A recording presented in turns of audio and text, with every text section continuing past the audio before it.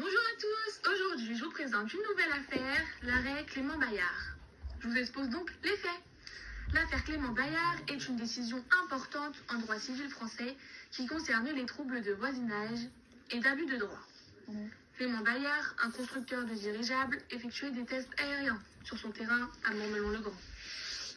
Son voisin, M. Coquerel, a mis en place des structures de bois de 15 mètres de long et 10 à 11 mètres de haut, surmontées de piquets en fer de 2 à 3 mètres.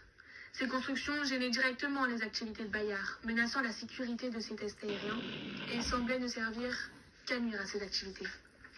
Mais alors quelle est la procédure ? Clément Bayard a donc engagé une action en justice pour faire cesser ces nuisances.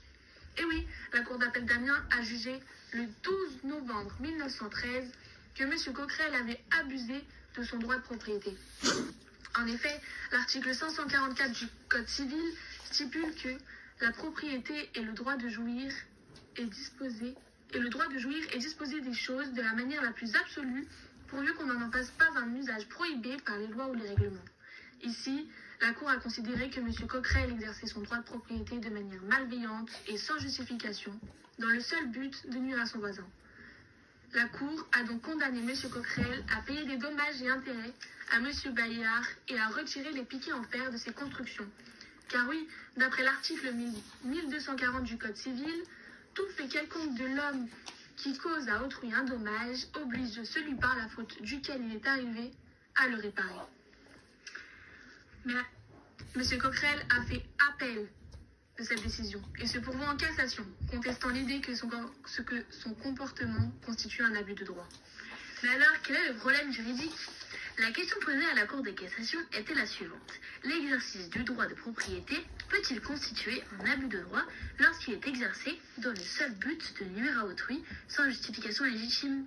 Autrement dit, la Cour devait déterminer si la construction de structures nuisibles sans aucune utilité apparente pouvait être qualifiée d'abus de droit et si cette mauvaise utilisation du droit de propriété justifiait la condamnation de M. Coquerel. Alors, quelle est la solution de la Cour ? La Cour de cassation a rejeté le pourvoi de M. Coquerel et a confirmé la décision de la Cour d'appel. Elle a jugé que l'exercice du droit de propriété peut devenir abusif lorsqu'il est exercé dans le seul but de nuire à autrui, sans aucune justification légitime. Dans cette affaire, les constructions de M. Coquerel n'avaient aucune autre utilité que de gêner les activités de M. Bayard. Car d'après l'article 647 du Code civil, le propriétaire d'un fonds a le droit d'en user et d'en disposer selon la volonté, sous réserve de ne pas nuire à ses voisins. Mais alors, quel est l'impact sur la jurisprudence ? Eh bien, il y a abus de droit. L'arrêt a renforcé l'idée que l'abus de droit peut être sanctionné même en l'absence de mauvaise foi. L'exercice du droit de propriété doit être équilibré et ne doit pas nuire à autrui de manière injustifiée. Il y a donc aussi des troubles de voisinage, car cette décision a influencé la manière dont sont traités les conflits de voisinage en droit français.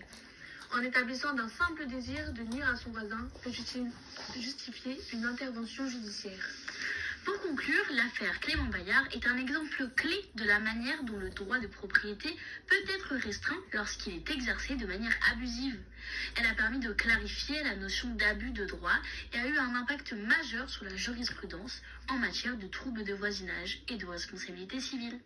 Cette décision continue de guider les juges dans le traitement des conflits entre voisins afin de leur assurer de bonnes relations. On espère que vous en avez plus appris sur l'affaire et à bientôt.